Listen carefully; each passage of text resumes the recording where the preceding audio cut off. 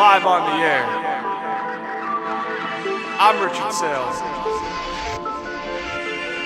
This is wild.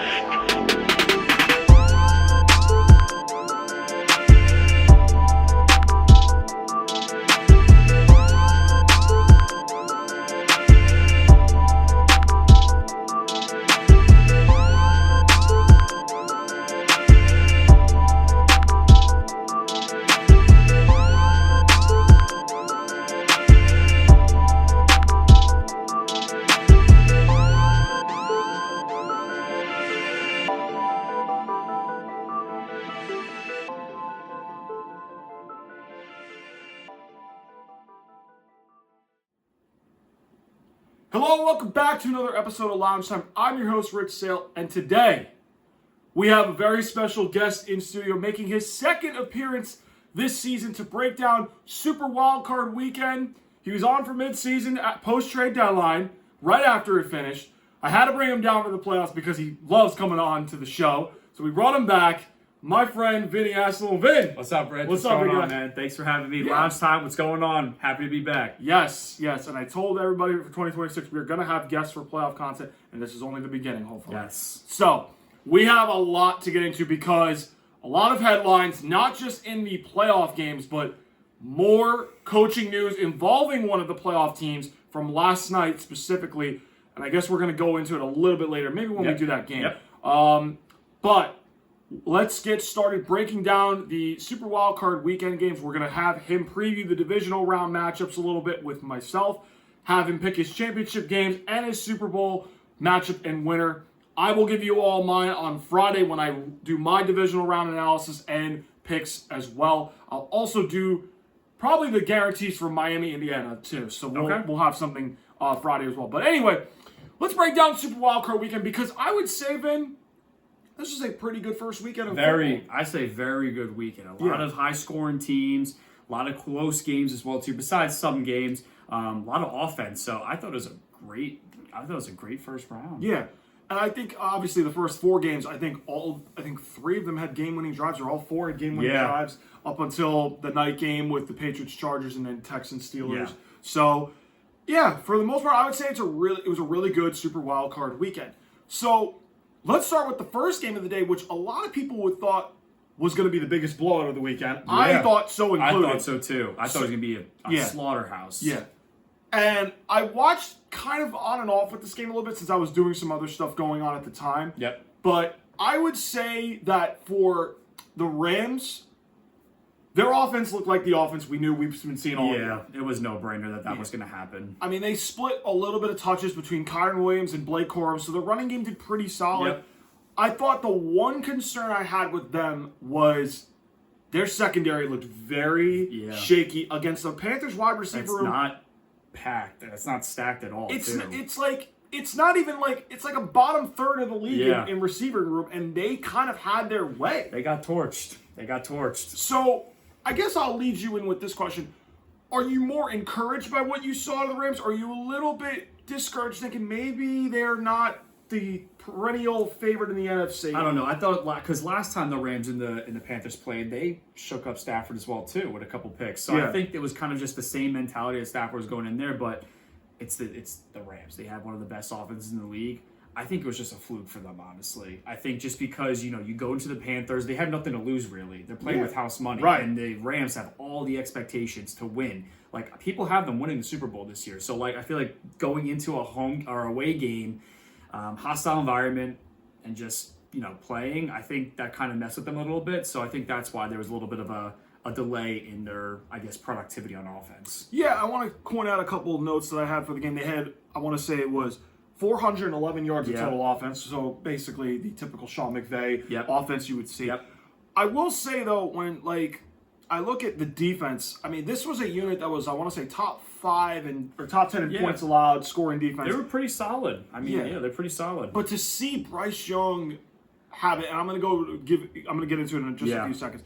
But that defense had 2 sacks, so they kind of got to him early, and then Dave Canales and his staff found some adjustments second half where something changed in that locker room. They just found a way to move up and down the field on him, and I was like, whoa, okay. This is not a Carolina offense that I've seen, and this is a good Rams defense. The fact they were looking this bad brought me a little bit back to week 3 when they had a 26-7 lead on the Eagles, and all of a sudden the Eagles offense, which we'll get into later in the show, they had it clicking in the second half, and they just couldn't stop it. And it felt like Matthew Stafford, when it mattered the most, he made a clutch game-winning drive, and you knew against that defense that they had no shot. No, they had no shot, and that's why you have Matthew Stafford on your team for that late game drive. So, no brainer. Yeah, but I want to say though with Bryce Young, I mean, for a team like you said playing with house money, I thought Bryce Young did pretty well outside. I think he did really. Yeah, first quarter he was terrible. Everyone's like, "Oh, this is the same Bryce Young we all know." But then all of a sudden he clicked. I'm telling you, the Panthers. What do they need? Is it defense? Is it offense? Like, what do they need, Rich? Well, they have Derek Brown as a defensive tackle. I mean, he's pretty solid. I think they do have to build the defense a little bit because they kind of gutted it a while ago when they traded Brian Burns to the Giants. Yeah. And Jeremy Chin went to the Commanders. Yep. And I feel like they had good pieces on defense. They just cleaned house. Had to clean house because they needed to build around Bryce because they had nothing around him. Yeah, new regime. Well, this defense bottom third quarter of the league in a lot of categories. And Gino Avero's a pretty good defensive coordinator. Yeah, he's pretty solid. I don't think people remember, he was the defensive coordinator with the Broncos when they had Nathaniel Hackett, Russell Wilson. That was top in a lot of categories that year. And I mean, Carolina, they just got to build the defense now because I think if they're going to be a team that can make contending runs for the long haul in the NFC, they have to buff up that defense. And I think they'll be fine because they're going to have to make a big decision. Now, is Bryce Young the guy? I think based on this game, I think he showed some promise. Yeah, I think he bought himself another year or two. Yeah, for sure with this game. Yeah, but also I want to say the game came down to this. I feel like 0-3 on the money down, and that's going to hurt you, especially against this team, and 2 turnovers. Yeah, especially early. That's when I think the game kind of changed. Yeah, for them, I would say those were the key outlinings a little bit. But I would say one got to highlight on the Panthers defense. Mike Jackson made some plays. I mean, he had the pick on Stafford. Crazy. He had a couple really nice plays that jumped out. And if anything, he's a young stud that you build the defense. And honestly, that's the building block they have to use for the offseason. Yeah. But I don't think they have anything to hang their heads down upon. No. They put on a really good performance. And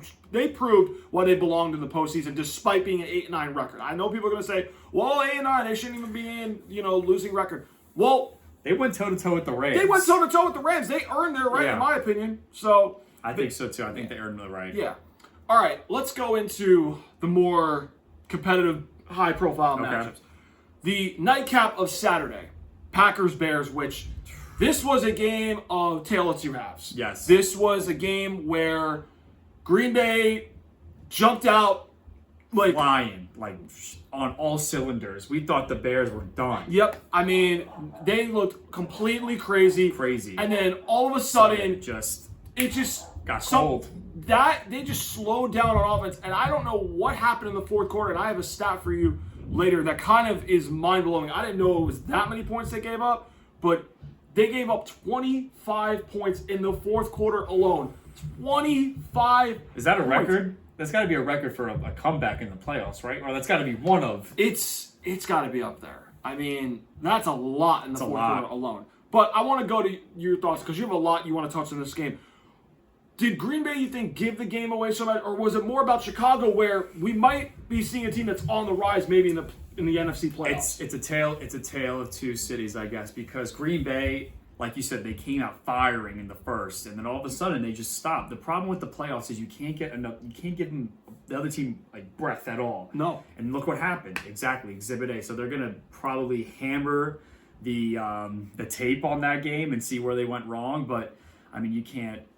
I'm a Jaden Daniels guy, but you got to give all credit to Caleb Williams. What he did was crazy with that team, and I think they are on the rise for sure. With Ben Johnson coming in, I think sky's the limit for them with that offense and with that guy running everything and Caleb at the helm. We'll see how it goes, but I think the Bears could be a serious contender in the next couple of years for sure. I would agree with you on that. I think what we saw from Caleb Williams was similar to what we saw to Trevor Lawrence 3 years ago with the wildcard game. Yes. And I think because Caleb Williams looked so inept, he threw some really bad passes first half, and I'm like, I was like, what? I'm like, this is kind of coming off more as Trevor Lawrence again, except he's more talented than Trevor Lawrence in some ways with his throwing mechanics and stuff. But then the second half, I was like, well, why did they go away from the running game with Swift and Monangai? And Green Bay, to their credit, they kind of stifled Chicago's running game. And they said, all right, Caleb Williams, You got to throw. you're going to have to beat us throwing the ball. And he did. And Caleb Williams, that's where the second half he played one of his best halves of football in his young career so far, which I will give Caleb Williams a lot of credit. That is a pretty good Packers defense, although they've been on a tailspin with Parsons. I was going to say, if Parsons was there, do you think that, what would you say was the outcome? Do you think one guy could really change the outcome of a game with Parsons' caliber? I mean, I would say to you, the one game Parsons was in, the Packers won that game in Lambeau. I would say, I would say he would have made an impact. I would say, though, like, the Bears defense, though, and I said this on Friday when I did the playoff preview and predictions, they are horrifically bad. I mean, the way that they gave up big plays to Matthew Golden, mind you, I had him in fantasy. He didn't do anything for me. All of a sudden, now this is one game he wants to do good. I'm like, oh, yeah, sure. Do this for me when I'm not, no one is playing fantasy and you go off. Okay, yeah, sure. Romeo Doubs goes crazy. Christian Watson goes crazy. Like, they could not cover these Packers receivers. I think every one of them scored. I think the top three receivers scored. Yeah. Jaden Reed, Watson, and Dobbs. They all scored. And top four, I want to say. Golden. So, like, Chicago's defense to me, and they got to play the Rams now. Oh, my God. Like, that is, preview for Friday, maybe the favorite play of the card. Yeah. But that I don't know how the Bears secondary is expecting to stop that if they can barely stop the Packers. For a half. Yeah. For a half. So I look at the Bears defense, I'm like, they are atrociously bad. And Dennis Allen's a really good coordinator. I just don't know why, with Jalen Johnson, who's supposed to be a really good corner, Montez Sweat rushing the passer, why they can't stop a nosebleed in the first half. I mean, they look terrible. Now, second half, they made adjustments. It worked. Yep. Part of it, though, was Dennis Allen being the really good defensive mind that he is. But also, I'm going to get to Matt LaFleur in a little bit, but I would say just 400-plus yards allowed for the Bears. I can only imagine what Sean McVay's looking at in the film room. He's probably rubbing his hands. He's like, He's like, Puka, get ready for a lot of targets. Devontae, get ready for a lot of targets. Yeah. We're going to feast. And as he should. But I would say, though, the one thing for Chicago that kind of surprises me is their running game really didn't do great. But the fact that Caleb Williams stepped up in the second half, that is what a number one overall pick is supposed to do. That's supposed to be franchise changing. And that's arguably the Bears' best playoff win, I would say, in years. I know people are going to say their last playoff win was the divisional round against Seattle, coincidentally 15 years ago. So, but again, the big playoff wins Chicago's had, this is the best win they've had in years. Yeah. In years. In recent memory, for sure. Definitely in recent memory, but I want to say years ago was like their last really, really good playoff win. This is definitely one. And it's against your arch rival. And that Ben Johnson, crazy. And that Ben Johnson Matt LaFleur rivalry. I saw Ben Johnson's comments. I'm sure you heard about it too. I don't have a problem with it. I really don't, because I think we need a little bit of like. You need that in your You need that. You need that in your division. I feel like we don't have that like. Old school rivalries anymore. Yeah. Like it's just I feel like we don't have it though. But like I said, Matt LaFleur in the second half. This is what I want to know. You go up 11 with under 5 to go. Chicago scores quickly.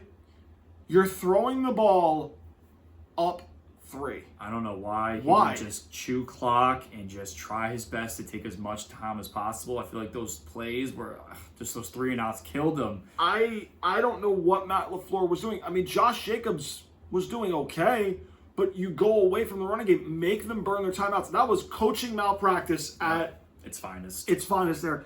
And I know he's probably like really like kicking himself for it, but hand on the forehead, just how do you not hand the ball to Jacobs? Like, make them burn timeouts. Why are you throwing? I know you have had success all game with it, but situational football, it's like the moment got too tight. Yeah, you got to read the situation. Yeah, but I think, it was a combination of, I think, Green Bay giving the game away. Yep. But Chicago really answered the call. They were really good in fourth quarter comebacks. They capitalized on every opportunity they got. And that's a really good sign for a team that's used to being, behind, but also down a lot, and being able to come through a lot in the clutch. And I feel like it's going to be tougher with the Rams because that offense, you're going to have to match score for score. And Chicago, seeing what they did with the Niners, they can do it, but it came down to one play. And I feel like for them, they're going to have to make those 5 plays that decide a game. Yep. If you can make 3 of 5 of those plays, or if you can make at least 4 of those plays, you have a good shot. Yeah. It just,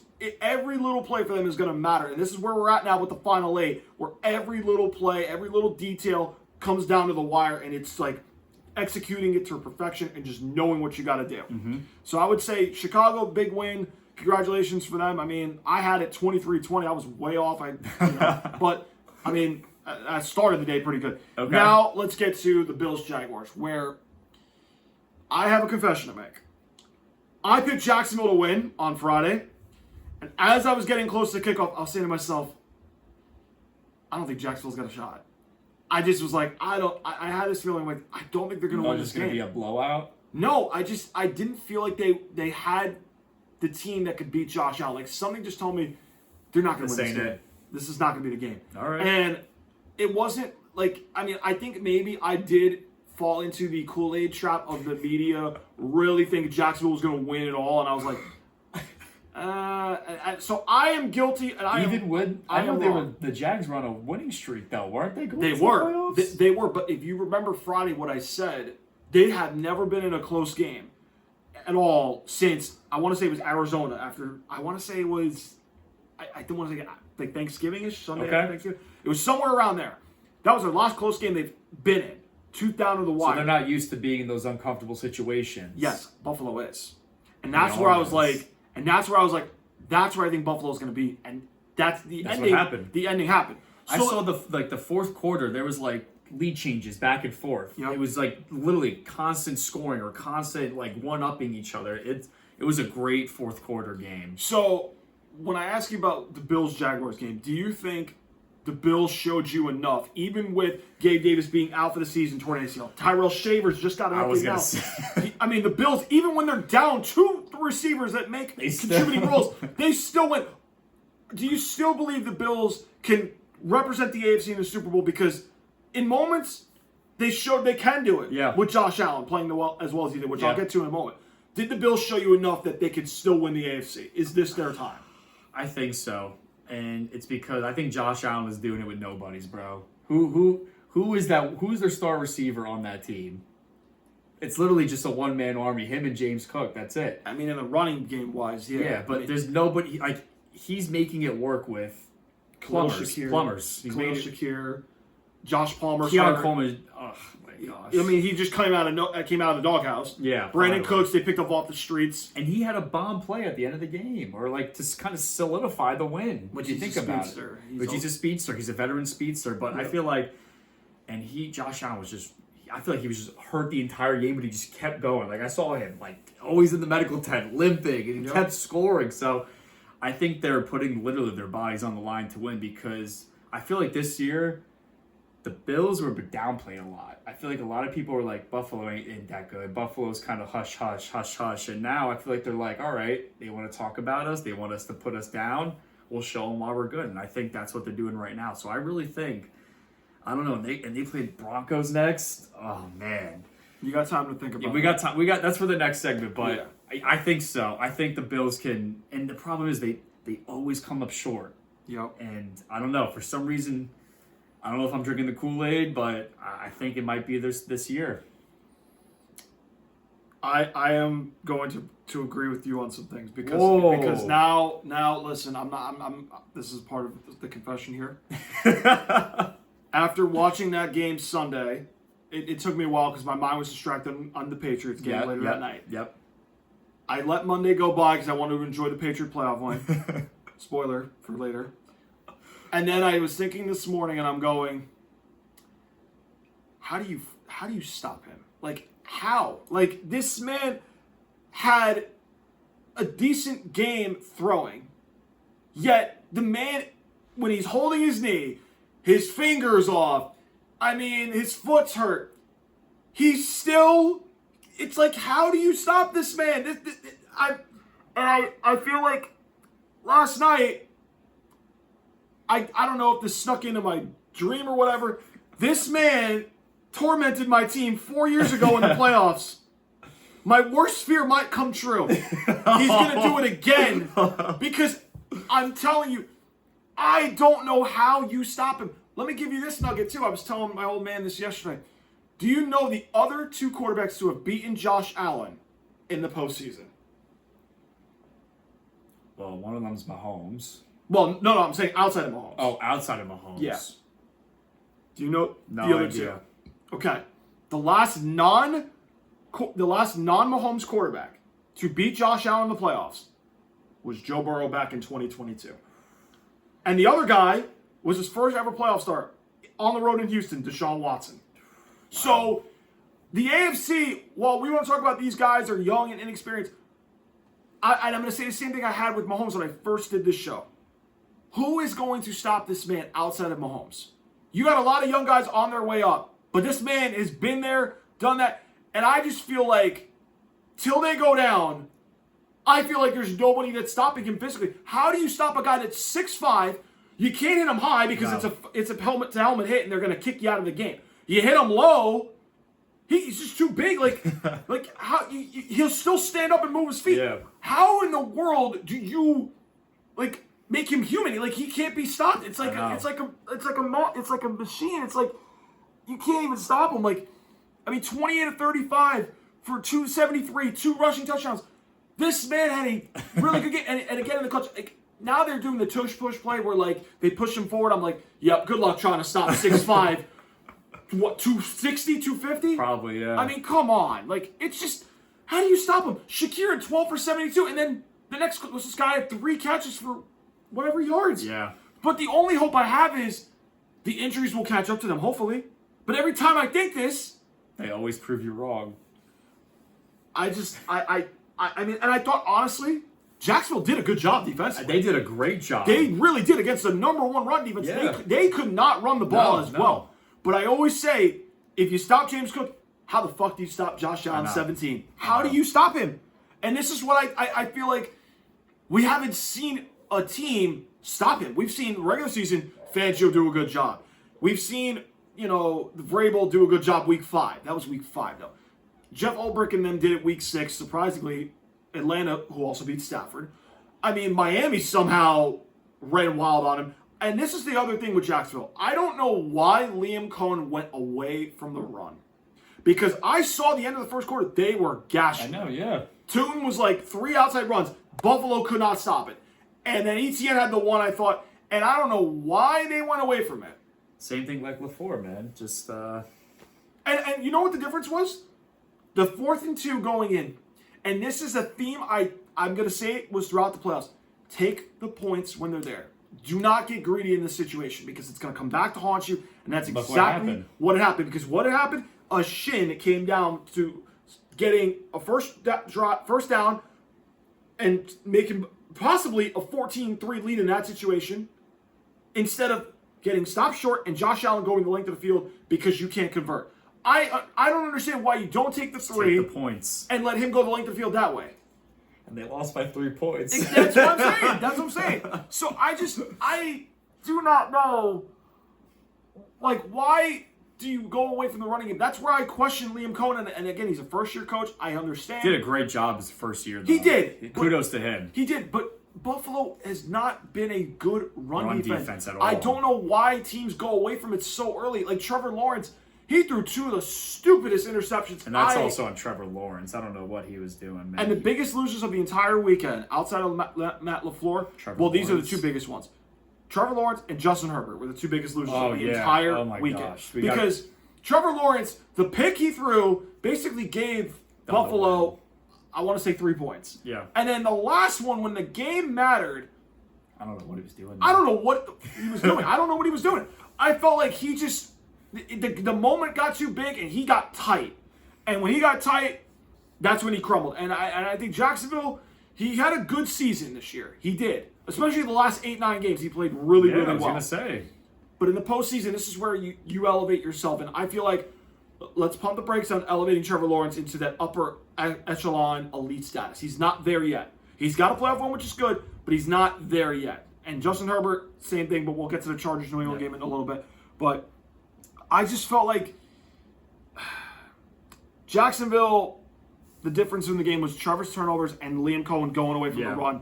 And I mean, 23 times for 154 yards on the ground. 23 times for 154 yards. And then the defense, I thought, did great first half, and then they tried every bit to keep them in the game. Yeah. And Josh Allen just made throw after throw after throw. And I'm like, He's got the clutch gene. I mean, it's just I literally do not know if there's anybody that can stop him. Denver's got the defense to do it. New England, we had a lead on him last time, and then he just turned into the MVP, the destroyer of Patriot souls from 2021 all over again. But I'm gonna say that for later. But okay. Yeah, I don't know how you stop him after this game. I got that feeling. I'm like, this is the new poster boy now. And I don't want to say what I found from Colin Cowherd that he tweeted. I showed it to my family friend. I don't want to get into that because it's gonna rile me up, and I'm not gonna do it today. I'm gonna save it maybe for Friday, but. All right. It's just, let's just say they have their new poster boy, where they have their new fanboy to get behind. Oh, right. But any more thoughts on the game from you? No, I think you hit all the key points, basically. Okay. Yeah, Jags banning the run. Defense did good at the first half. Yep. Just Josh Allen. Yep. So now let's get to a game that is going to put a smile on your face because this is the team that ended your season, now one and done in the postseason. Yep, good. What they deserve. And they fired their offensive coordinator, Kevin Patullo. The 49ers go into Philadelphia to beat the Eagles and their back-to-back championship run. And the Eagles offense, the one Achilles heel they had all season long that could never figure it out, came back to bite them in the waning moments of the game. And Kyle Shanahan, once again, has the Niners winning games on the road. And it just feels like, are they more dangerous on the road than they are at home? But Vin, let me get to this. What did this game tell you more about? Was it about the Niners' just resiliency, just to continue to have answers despite losing George Kittle middle of the game, despite having a lot of workload on Christian McCaffrey? Was it more about Kyle Shanahan and the way that he had his game plan against the Eagles, or was it more about the one weakness of the Eagles, their offense, not being able to score touchdowns and constantly kicking field goals? I don't want to be biased here because I know I hate the Eagles. I think they shot themselves in the foot. I think they could have easily beat this team for sure. And if that offense was the offense from last year, we wouldn't be talking about the Eagles losing. Yeah. I think the offense just, it's the same melody throughout the entire year. They just don't know what to do. And is it the players? Is it the offensive coaching? What is it? A.J. Brown dropping key passes after his whole feud of saying, feed me. And it's just, I don't know. I don't know how you have Saquon Barkley, Devontae Adams, A.J. Brown, who are they're literally receiver ones on either team. And you have two number one receivers on your team. Devontae Smith. Excuse me. I'm riled up. And then Jalen Hurts, overthrowing passes, underthrowing passes. I don't know. I think it is. I think it's the coaching because last year they were dominant. They were insane. They were destroying. That's why they won the Super Bowl. Mm-hmm. Their defense was lights out per usual. It's just I feel like when you keep the defense on the field that long, they get tired, and then the offense is like, all right, we gotta try new stuff. Like that trick play that Juwan Jennings threw. That was crazy. That's something Shanahan was like, all right, they're not going to expect this. That was crazy. Yep. But, the fact that you have a receiver throwing a better pass than a quarterback, come on, man. Come on. I'm going to say that this is a bold take I'm saying, but I've seen enough already. I think we need to put Kyle Shanahan closer to the all-time great category of head coaches. Now, people are going to be like, hold on, Rich. He has not won a Super Bowl yet. That's literally the main argument. But I have to say this. His scheme, road playoff wins, I want to say... Tough, hostile environments, too. Really good road wins he's had the last, I want to say, 5 years or so. Yep. He's made 2 Super Bowls. He's made 4 NFC Championship games. Okay? He's right now the Marty Schottenheimer, Andy Reid of our era as far as guys that just can't get over hump. More Andy Reid, I'd say, than Marty Schottenheimer, although Marty Schottenheimer was great too. But I'm saying... With Andy Reid, yeah. Yeah. Those guys that just couldn't win until Andy Reid finally broke through. Yes. But I'm saying Andy Reid before Mahomes, before he won. Mm-hmm. But looking at Kyle Shanahan, he's now got road wins in the playoffs over Dallas as a 3 seed, when Dallas was a 3 seed. Yep. Green Bay, when Aaron Rodgers was the last real playoff game that he had as a 1 seed. Yeah. And they won 13-10 basically, off a special teams block that changed the whole game. That's road win number 2. They overcome a 17-point deficit against the Lions at home, come back to win that game. He wins with Brock Purdy as a rookie with very minimal games. Beats Seattle and beats Dallas at home. And now you got this to add to your resume. It's a lot of tough teams, man. I mean...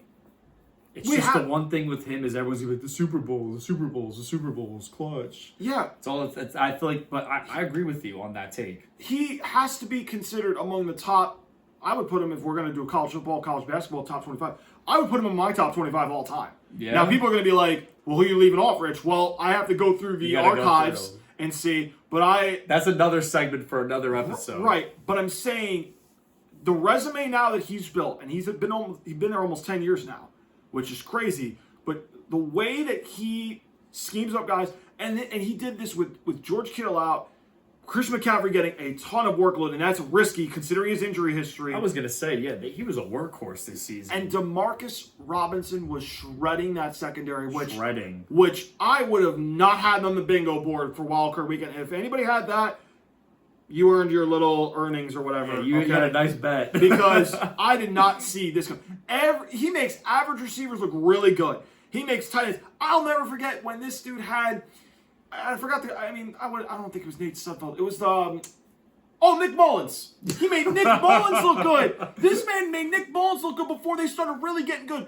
He almost won a Super Bowl with Jimmy Garoppolo. What he's doing, guys... should be recognized. We need to give him his flowers. Yeah. It's seriously. And I know everybody's going to say the 0-2 in Super Bowls, he's blowing leads. Throw that aside for just a minute and just understand how hard it is to get to those Super Bowls for a second. Yeah. How hard it is to win on the road in the playoffs. In Dallas, in Green Bay, in Philly, in his career for road playoff wins. That is 3 tough wins that he's got on the road. And we got to give him his flowers. We really do. So I'm putting Kyle Shanahan in my top 25 head coaches of all time after this win, because the way that this Eagles defense was really good. Yeah. It was really good. Even with the offense being bad this year, they were still insane. Yeah, I mean, and the fact that they still won with Kittle being out, I think is crazy. Complimentary to what he does. And this is getting rid of Deebo Samuel. Brandon Ayuk basically quitting on this team. I didn't even mention that. Brandon Ayuk fucking quit on it after they gave him the bag, and then he ran. He was like, I'm not playing anymore. And then Fred Warner, too. A lot of defensive positions too.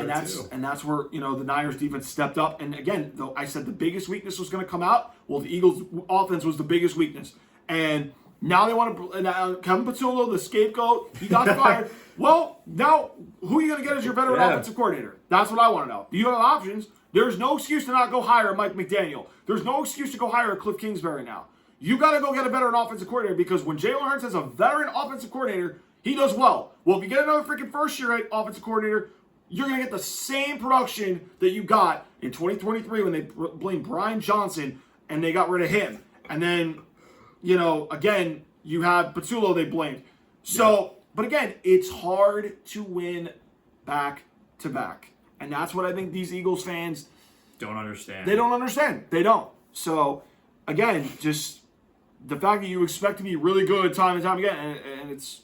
I know it's, passionate fan base, which they are over-dramatic at times, but... Over-dramatic? Oh, well, that's why I said over-dramatic. They're over-dramatic beyond a, like over the 10 scale. Yes. That's what they are.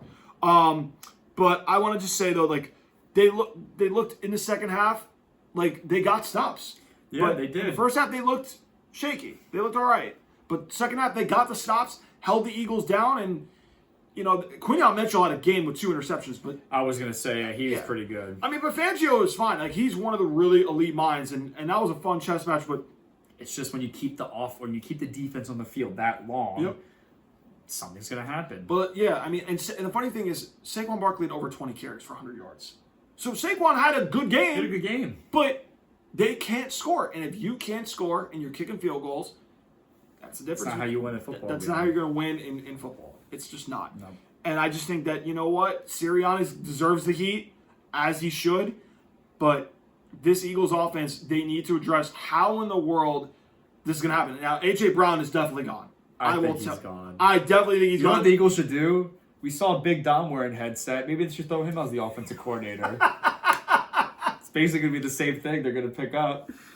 I love how Chiefs fans were clapping back at them for losing in the playoffs, and Nick Wright's talking a lot of shit. Really? Nick Wright, your team didn't make the playoffs. Pipe down, okay? Pipe down. You should not be talking to a team that at least made the playoffs. Your team didn't even make it. Pipe down.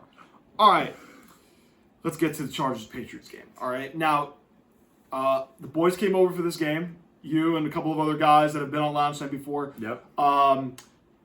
Now, this was a game where somebody needed to get a big playoff win among the quarterbacks. Was it going to be Justin Herbert or was it going to be Drake May? Now, defensively, this was a game that I will go more in depth later with my team. I'm going to let you kind of steal the spotlight first.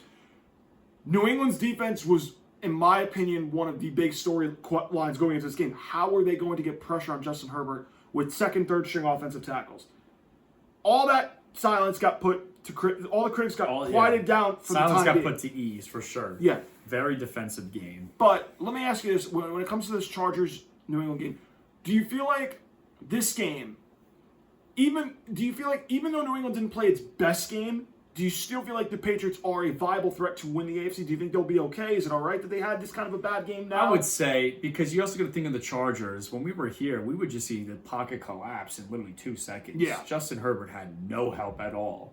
Yeah. So, and then when the pocket collapses, the quarterback can't do his job. If the quarterback can't do his job, you can't score.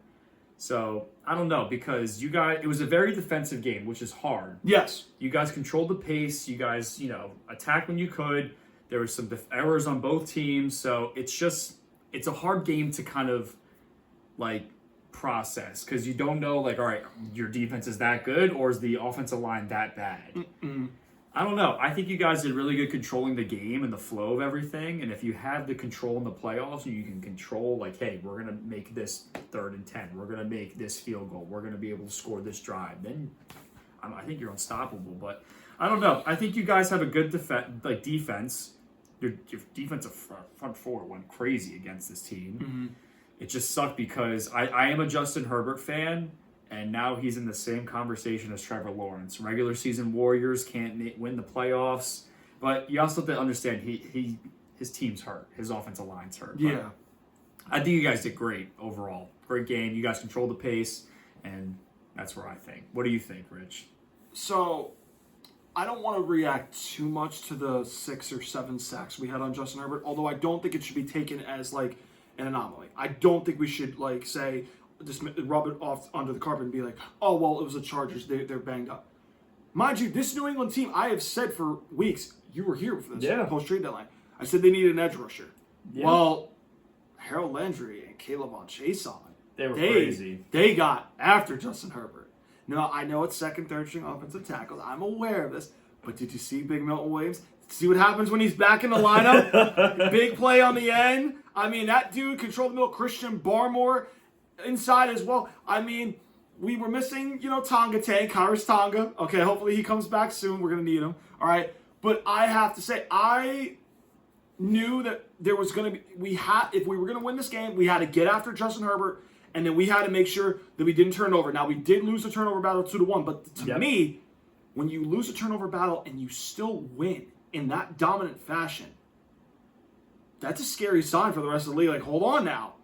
They didn't play their best game to open up the playoffs. No. And the best is still yet to be there with this team. I'm going, hold on now. Yeah, you guys honestly played mediocre. I'm not saying that. No, yeah, I agree with that. You guys that. got the win, but a lot of these teams, I feel like a lot of these teams kind of hit their peaks in the first round. Yeah. You guys are kind of just starting. Yeah.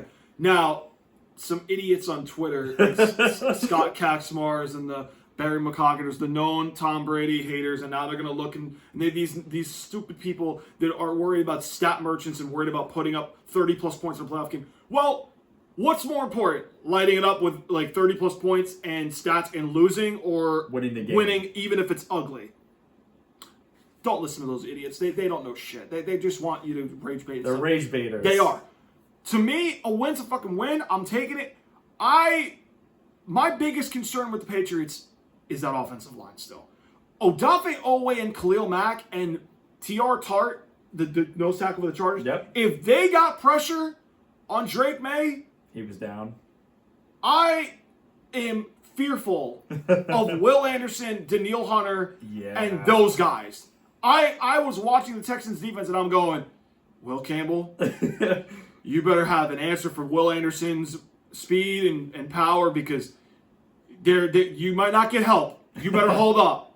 You better hold up. This is where you are proven if you can be a franchise tackle in this league. And I like Will Campbell. He's got a good mindset.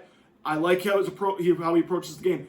He just has to be ready. But again, he got torched by Myles Garrett early in the year. No shame in that. That's Myles Garrett. Yes. But Will Anderson he's real good. Scrub. He's no scrub. No, he's real good. Daniil Hunter on the other side with Morgan Moses. Oh, God.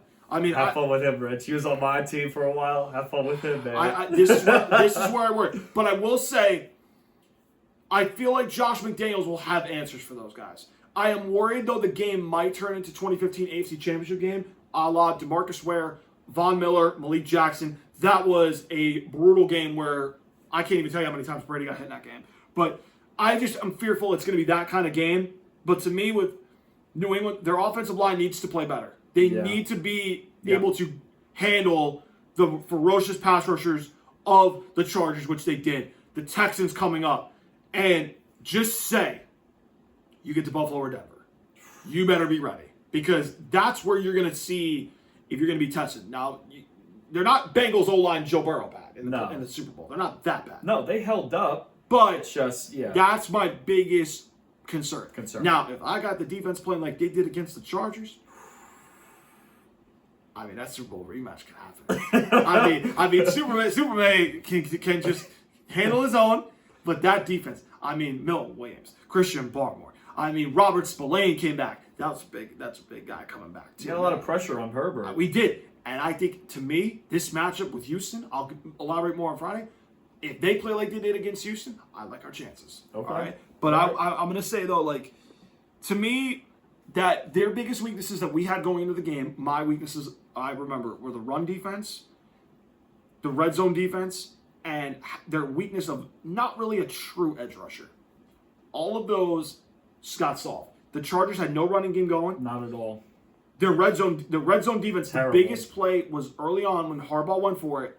And Vrabel, take the points, and like Vrabel, you said. and Vrabel took the points when he got into fourth down territory. He was like, "Let's take the points." And when May had to make a throw late, he made the throw to Hunter Henry late. That kind of sealed the game, and that was big. That was the dagger. And I think that now that May got his playoff jitters from his first playoff game out of the way, now he could go do what he's got to do. Yeah. That's what he's got. His first taste of playoff football. Now it's out of the way. He got to win. Now, just play like you know how you play. Just be very careful with the turnovers is all I'm saying. And he knows that. Josh McDaniels and Vrabel are preaching that in the meetings, I'm sure. You cannot turn the ball over in the playoffs. Every play counts. It counts. It's a microscope as far as what separates wins and losses. And it comes down to the littlest details. But let's go to Justin Herbert for one more moment. The fact I'm hearing comparisons of Andy Dalton level bad in the playoffs, you know what? Danny Parkins from First Things First, this man glazed Justin Herbert all last half of the regular season. And I just sat back going, just wait for him to win a playoff game. I will not allow him to glaze Justin Herbert. And I was like, you sure with that offensive line? And he just kept glazing him. And I'm just like, I'm just gonna let him, I'm just gonna wait for him to get exposed. And he did. He looked like a fucking buffoon. That's what he did. He looked like an idiot, delusional Danny Parkins as usual. And yes, I love taking my shots at some of these media pundits because I love doing this on the show. This is what makes me different than others. But I just feel like the fact that he's getting Andy Dalton comps, Justin Herbert, 0-3, and these are bad playoff games. He looked pretty good in a half against Jacksonville and then shit the bed. Horrible last year against Houston. After they had a 10-0 lead, he just shrunk. And this now, which, to be fair, it was not all his fault. The O-line was horrible. O-line was terrible. They were bottom ranked in PFF rankings, which I think are all BS, but they were really bad. He just, that one sack, one of our friends was texting me. He goes, yeah, Herbert's mentally shot. It's done. Yeah. And that moment was when I knew, he doesn't have it. He's just not, he just gets very, very, timid. His shoulders tighten up. It's just, he looked like he was like, no, I don't want the moment. It looked horrible. Andy Dalton level bad in the playoffs for Justin Herbert. That's bad. I know you're a Herbert fan saying it. I know it pains me to say this, but he's getting how bad Peyton Manning was early on. And that's a little bit of a stretch because he's never going to be Peyton Manning as far as accolades go. But Andy Dalton level bad in the postseason, that is not good for somebody that was top 10 draft pick in his own class. With the class of Jalen Hurts, Joe Burrow, and Jordan Love. That's bad. Yeah. And all those guys have playoff wins. He doesn't. He doesn't. What is he? 0-3. 0-3? Yep, 0-3.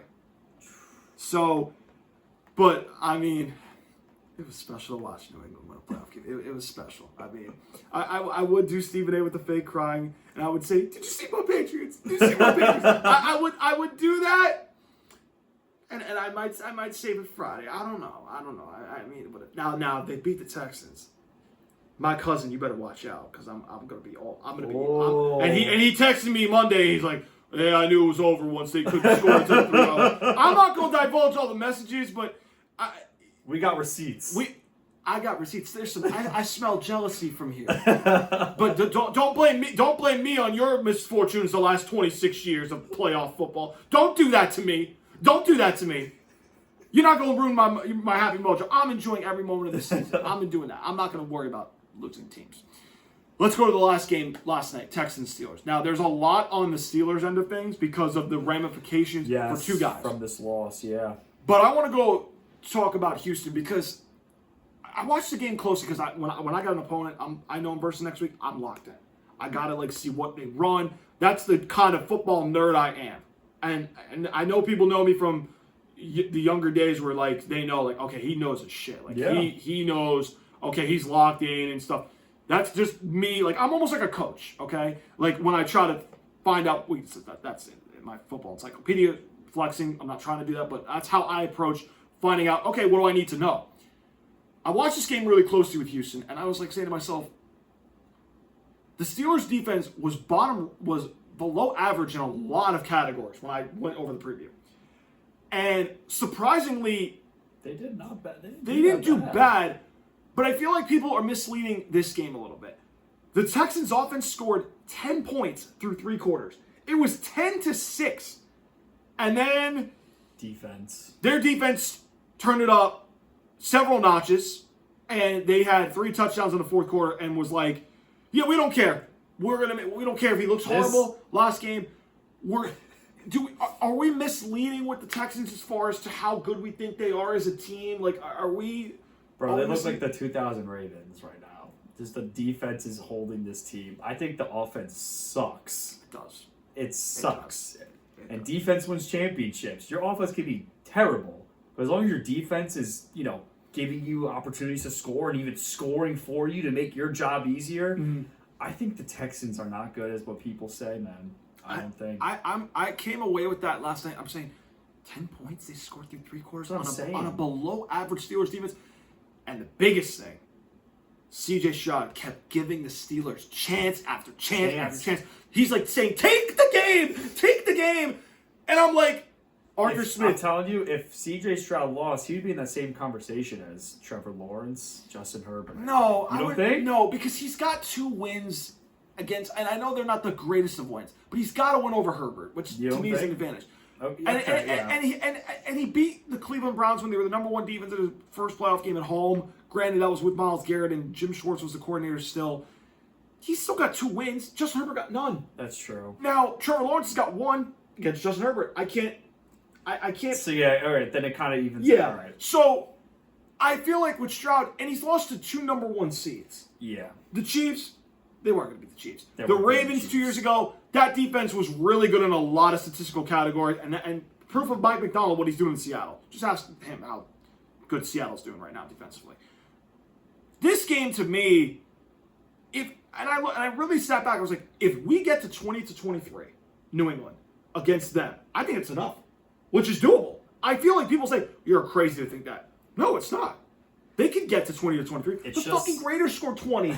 The fucking Raiders, who were number 1 pick in the draft this year, scored 20. The Colts with fucking Riley Leonard scored 20 in a meaningless game. The Texans pulled some guys late, but they still scored 20. They had big plays on them. I watched that game. Yeah. I mean, I just feel like they're not you can move the ball on them, but when you get past the 50, that's when Pittsburgh couldn't even do anything. Nothing. Which I feel like New England, Josh McDaniels, Drake made. They're more of an offense where you can they push that ball downfield better ways than Pittsburgh did. They are, and they can move the ball in different ways that helps them. So I feel like C.J. Stroud, to me, he kept giving the Steelers chance after chance, and the Steelers just couldn't fucking cash in on anything. They kept kicking field goals, and the one time Tomlin run for it, I'm like, can you finally score? And they don't. And I'm like, and I'm sorry, Arthur Smith, he is like a plain bagel calling offensive plays.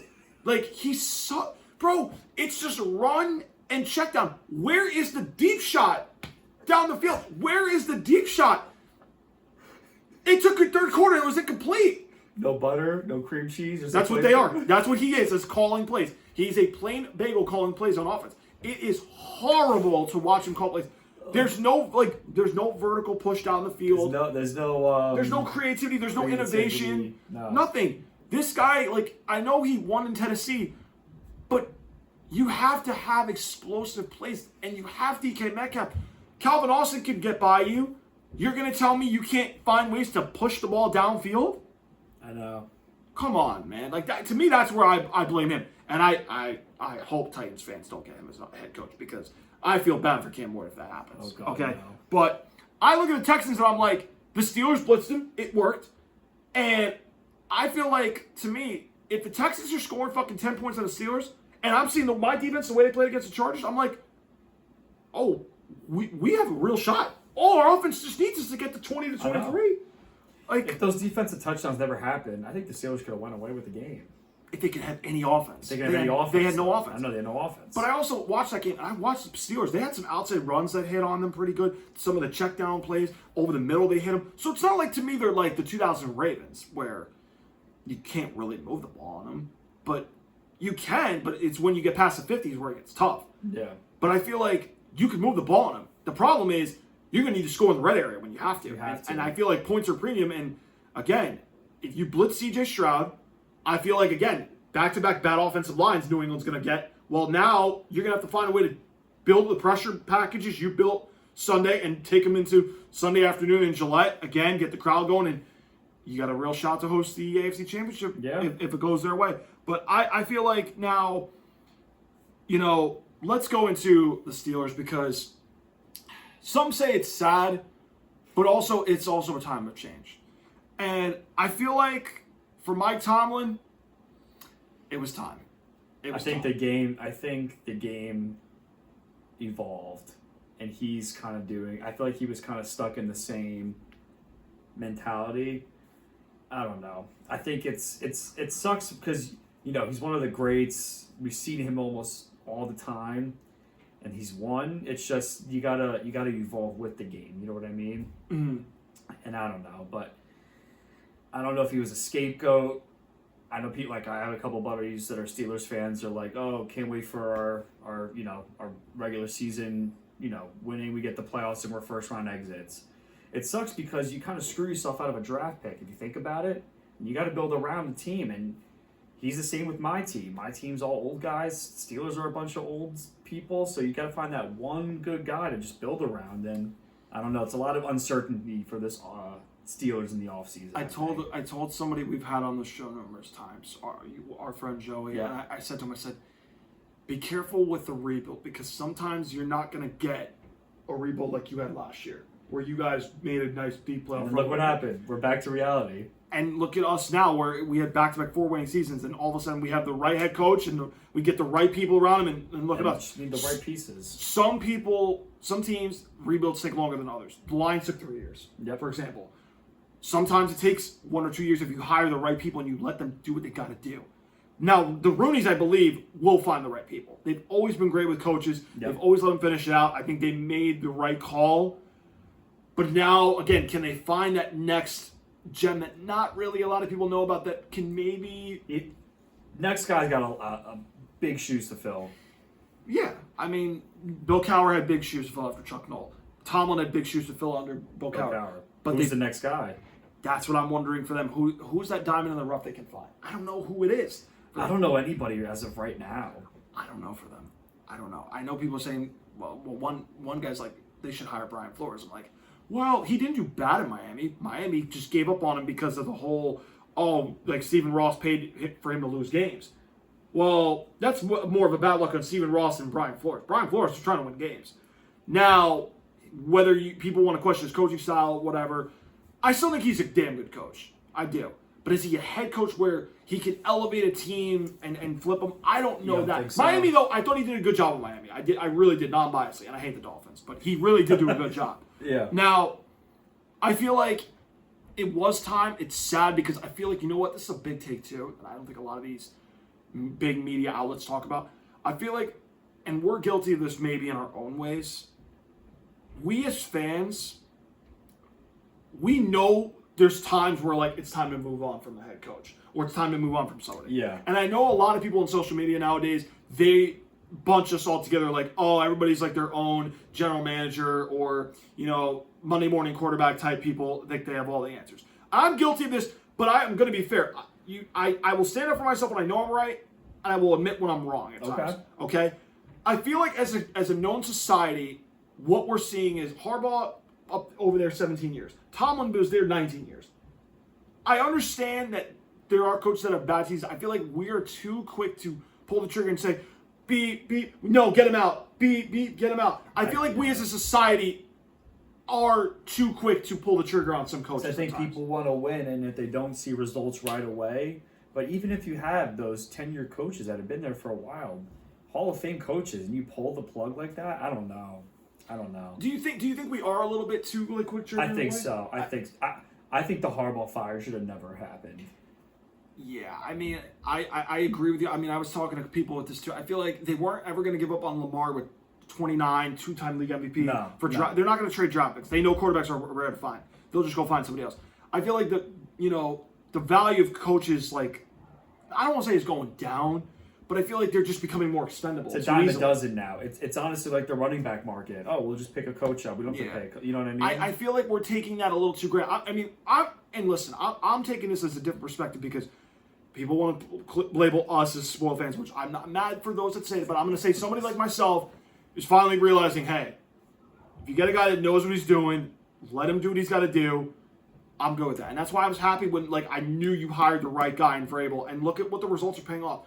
You just have to hire the right people and let them do what they got to do. And if they have a bad year, don't completely be ready to pull the trigger on that yet. No. Let them get through. My dad always would say, give a coach 3 to 5 years. That's when you know, all right, if he's got something if going. he's working or not. But it's hard to do that because I feel like if you don't win within 2 years now, you're gone. You're gone. It's not right. It's not right. It's a revolving door. You don't want your team to be a revolving door with head coaches. Yeah. So I think we as a society have to kind of just pump the brakes a little bit. Let's step back a bit, take perspective in. Let's remember situations that teams are inheriting and stuff like that. And then, again, I understand there's some issues where, yes, they are warranted for being let go. But there are also some times where we're like, hold on. We forget what he's accomplished sometimes. I was going to say, we forget some of the good things that they do. But Tomlin, again, they just were going the wrong way. And with Burrow being good, Lamar, being good. And just the fact that they don't lack what's going on in the league, all the signs were there. And I was the same way with Belichick for years. I go back at my old videos and look. I was the same way with Bill Belichick because I saw the writing on the wall. And I understood, I knew what he did. But I was seeing what was going on around me as from a game saying there's no creativity. He's not getting guys that are talented players. And Kraft, I thought, made the right call because look at what we're doing now. Jerron Mayo obviously did not work out. He knew he's just not ready. And he hired Vrabel. And again, I say to my friend that's a Steelers fan, be careful how long you want the rebuild to be because it might not be a year, 1 year turnaround. It might not be 2 years. It might be 3. It might be 5 years. It might be 7 or 8 years. It might be longer than that. Could be like the Jets. That's what I'm saying. They're still looking. I don't wish that upon them, but I'm saying that's where I say, let's put this into perspective a little bit. And I think, you know what, with Tomlin, he is a great coach. He'll land somewhere. Might need a year off, but he'll be fine. Yeah. He'll be fine. But let's go to the other big name with the Steelers and Aaron Rodgers. This might have been his last game. And honestly, I'm sad. That fourth quarter, that's a rough way to go. I mean, that's a bad way to go. That's not Dan Marino bad with the Jaguars, but it's pretty bad. Do you think he's going to end like that, though? Do you think he's going to go out? I think he has nothing else to prove, man. No. I think he's easily first ballot, Yeah. without a doubt, unanimous. Yeah. I think he has cemented himself as a top 10 all-time quarterback. Yep. He has 4 league MVPs. The only person with more is Peyton Manning. Okay? He's got a Super Bowl. I know he was trying to push for a second. It's hard to do. But his last 4 years, he was never the same guy that won MVPs. Like, you just saw a declining state. Well, it comes with his age, too. I mean, he's not the young guy we used to see throwing, 60-yard passes. No. But it sucks to see because he's a legend of the game. Yeah. We watched him, in our younger ages, and seeing this, it sucks. But that's how it works, unfortunately. But, I obviously, I'm thankful that I got to watch a great quarterback for the amount of years I got to see him. He actually started when I was just getting into football. 2008, that was his first year starting for Brett Favre. And the fact that I've been watching football for the same amount of years he's played in the game, it's just crazy. So, I'm grateful that I was able to watch him in that era of guys. And I said it when Brady retired, I was grateful to watch the memories and stuff like that. But, now it's sad that all the guys that we grew up watching are all gone. But as I say, and this is also life too, the league keeps on going. I know. But it's sad. It's a shitty way to go out. But I will say, I forgot to open the show with this. R.I.P. Uncle Al's Super Bowl prediction from preseason. He's gonna call me later probably, but R.I.P. Uncle Al's terrible Super Bowl predictions. I told you, Pennsylvania, he cursed your teams. So don't blame me. Blame Uncle Al. You can blame it on him preseason when he comes back, unless he wants to make his way down for a Super Bowl show, which long shot. Anyway. Let's get to the divisional round matchups, which, by the way, the schedule came out last night. For those of you that did not see it, the Bills-Broncos is on Saturday at 4:30, followed by the Niners-Seahawks at 8:15. On Sunday, the Texans travel to New England to take on the Patriots at 3 p.m., and the nightcap game of the day, Rams travel to Chicago to take on the Bears at 6:45 on Sunday. So, Vin, divisional round matchups are set. What sticks out the most when you look at all 4 of these matchups heading into this upcoming weekend? So I think the biggest game that's tough for me is the Bills-Broncos. Okay. That's the biggest game that I'm stuck between because I love Josh Allen. I love the Bills. I just think, I don't know if they're too banged up to watch this Broncos team or if that's win that they have. It got the momentum going where this Bronco team is just sitting there waiting for them, but I don't know, man. I'm going to go with my gut.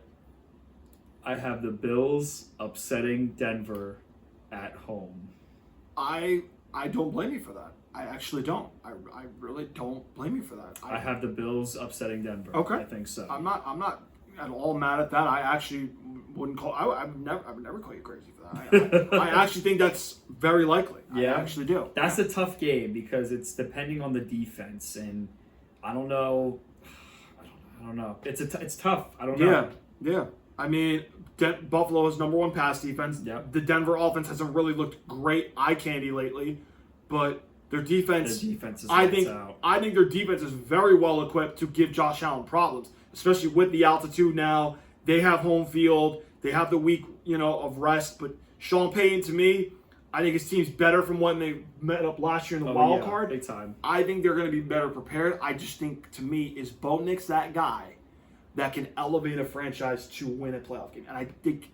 You don't think? I don't know if he can against this particular opponent. Okay. I think, to me, the X factor would be R.J. Harvey in their running game. Because if Sean Payton will... And he'll commit to the run now.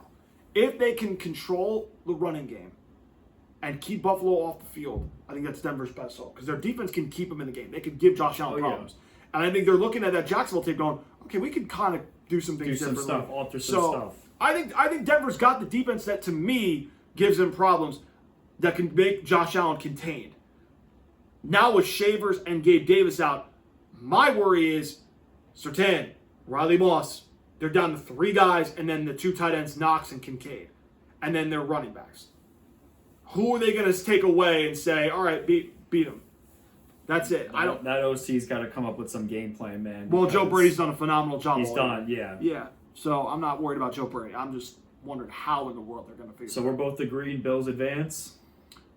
I'm not making my pick till Friday. Okay. But I don't. I let me say this. I don't blame you for taking the Bills. Okay. I don't. All right. Niners Seattle. I have Seattle winning. Okay. I think that defense is the best defense in the league. Yeah. And I think, hopefully, if Sam Darnold doesn't be Sam Darnold in clutch times, he has nothing to worry about. He has everything at his disposal. He can do whatever he wants. That team is going to win. He just cannot be Sam Darnold like he is. That's it. And I think the Seahawks kill the 49ers. So can I give you a history lesson? Go for it. The last time both number 1 seeds lost in the divisional round weekend was 2021. And I think that Seattle can beat the Niners because I think now with Kittle out, I think they're in real trouble. And I watched that, and we watched the game 2 weeks ago where the Niners couldn't really run the ball with McCaffrey. Nothing. And now Kittle's out. It's going to be tough on the road. I mean, if Kyle Shanahan does this again, top 10. No. But I think it makes my case look really strong for that. Okay. Now, I think it's a tall task. So I think this is where I think the injuries finally kind of catch up with them. Although I'm making my pick till Friday, but I just feel like the Niners got a tall task with Kittle out. I mean, they really do. I don't know if they're going to be able to duplicate what they did in Philly. Traveling back from Philly to San Francisco, now on a short weekend, go to Seattle at night. That's tough to do. So Arthur Smith is a plain bagel. Kyle Shanahan is an everything bagel toasted with cream cheese. I would say chocolate chip or something good. You know what I mean? That you can put some people do Nutella on bagel and stuff like that. You get creative and stuff like that. You know what I mean? Just like Kyle Shanahan is. That's what Kyle Shanahan is. There you go. All right. I like that. So Sunday's games. Texans-Patriots. I don't want to do this to you. I have you guys winning, and that puts you up against the Bills. And I'm sorry, Rich. We talked about it before. I don't think the Houston defense is scoring 2 touchdowns on you. I think your defense can easily hold C.J. Stroud. Yeah. If the Steelers did it, you guys can do it. Yeah, I mean, I feel better looking at that game, saying offensively, look, the magic number is 20 to 23 points. Yeah. And I think New England fans have to understand this is going to be a tough game. It's going to be a very. I told your brother, I was like, I'm sweating this game.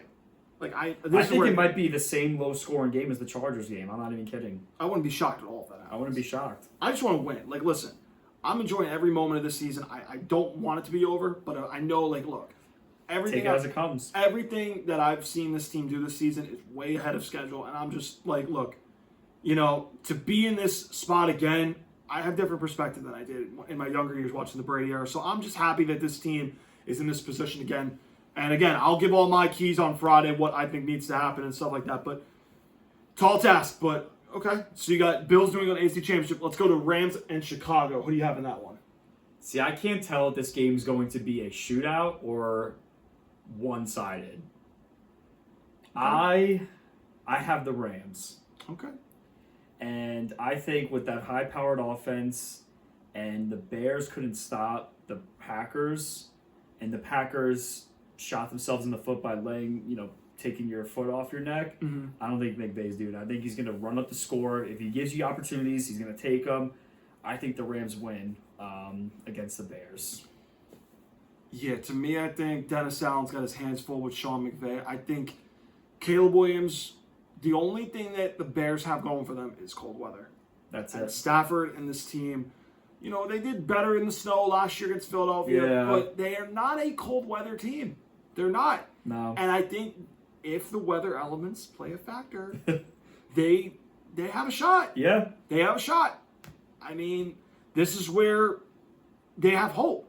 So that's the only prayer and thing. If it's clear night, no winds, nothing, Rams have it. So, but that's just me. The only prayer Chicago needs is weather. So your AFC and NFC championships are 2 divisional matchups. Yep. Bills travel to Foxborough to take on the Patriots, and the Rams traveling to Seattle to take on the Seahawks. You had, I believe, correct me on this, you had Bills in the Super Bowl? I forgot. I feel like back at I probably have some Uncle Al bet. I think I had Bills Pats. I thought you had Bills Rams in the Super Bowl. But who do you have? Let's put it that way. So I'm going to surprise you, okay? Uh-oh. So I'm going to go NFC first. Okay. So I say Seahawks make it. Ooh, you trust Sam Darnold in that defense. Okay. I mean we saw Week 16. Seattle came back. I'm saying I'm picking this because as long as Sam Darnold isn't Sam Darnold, he plays normally, and he's not Sam Darnold. Okay. I think the Seahawks can beat the Rams with I- that defense. It's hard for me to trust him yet, but I understand. That defense is legit.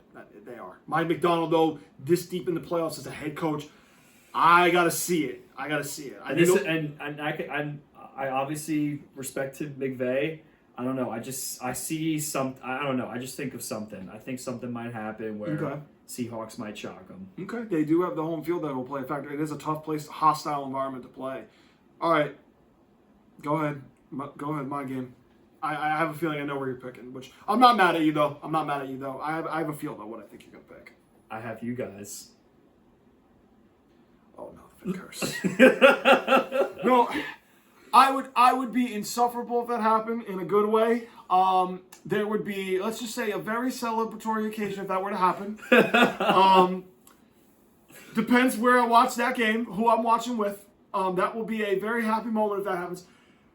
I am praying that somehow, some way, this team's able to. I will say, if there is a hypothetical matchup where that happens between the Bills and us, I have some very important stats and notes I am not revealing until that matchup happens because I don't want to give any bulletin board material to them. And it's nothing. It's not trash talk, but it's just known notes that I have picked up that I think are a difference between a third matchup and the previous two. But yeah, I think. Why do you have the Pats? I don't know. I just think the way that it's happening. It seems like every time the Bills play a game, someone's getting hurt. And I feel like they're going to be so banged up by the time they play you guys that they're not going to be at their top-tier caliber. Mm-hmm. And I don't know. I just think with that defense, and then you know the game plan, and then they're the division rivals. Hopefully that defense knows their game plan. I think they can stop them. They stopped them in the regular season. I think they can do it again this time. So you have a rematch of Super Bowl 49 in Santa Clara. Between my Patriots and the Seattle Seahawks. So now my question for you is, you got a second-year quarterback that would make his first Super Bowl appearance. Now, he wouldn't be the only one that has done that. Now, there's been some second-year guys that have won a Super Bowl in their second year against a Seattle team that has the best defense in the league, and usually defense does win championships. So let me ask you, in a maybe America wants Super Bowl rematch, who do you have and why? I have the Seattle Seahawks alternating history. Marshawn should have ran on the 1 yard line. They're going to alternate history. This is a comeback game for them. I think because it's in Levi Stadium, right? The Super Bowl. I think it's going to be kind of a home field advantage a little bit. They travel well. So, and the 12th man, obviously. But I think that the Seattle Seahawks are going to alternate history. Marshawn should have ran on that 1 yard line. But hey, I'm not. Malcolm Butler made a great play. Yeah. So I got the picture somewhere. I just think with this defense, they win, and it's going to be a tough game because, like I said, the only reason I'm picking Seattle to win is if Sam Darnold doesn't goof it up. That's it.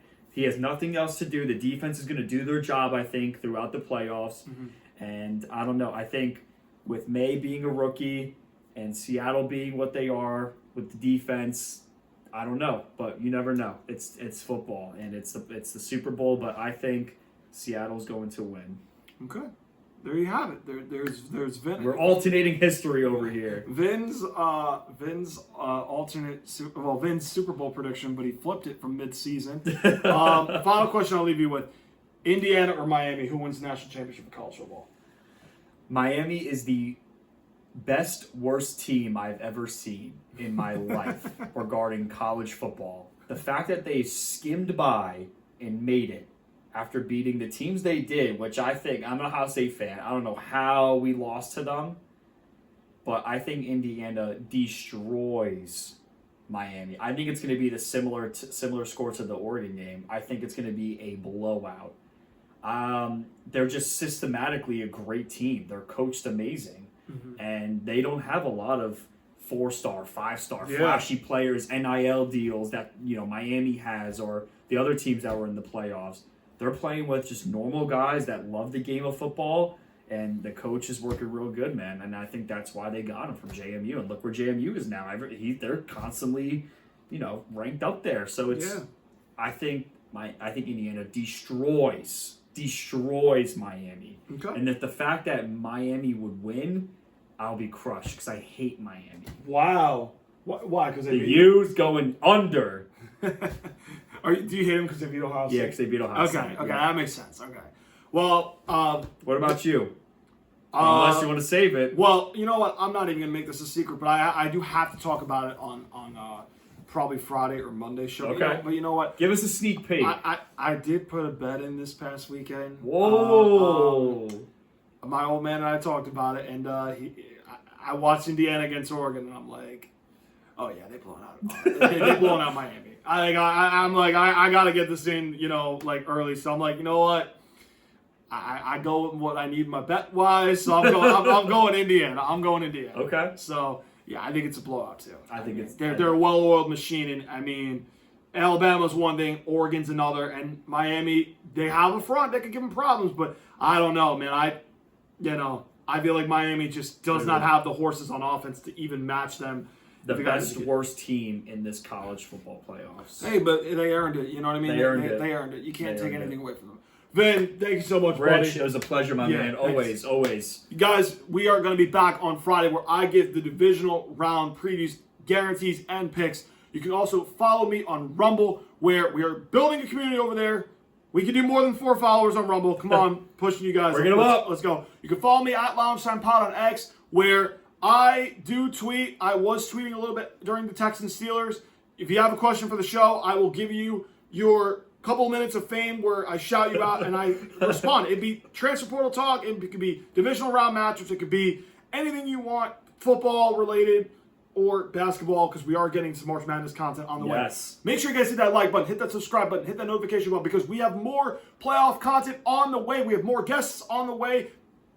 We'll bring them down maybe later for maybe March Madness, maybe ask Super Bowl pick. Okay. We'll work something out, but we're going to work on that as well. But you don't want to miss it. We are just getting started with playoff content. We are going to have more guests in studio. You do not want to miss it. We have still a lot of content on the way. Guys, thank you so much for tuning in to Launch Time. Hope you guys enjoyed the video. I will see you guys on Friday breaking down the divisional round matchups and picking the winners. And I'll see you guys on Friday.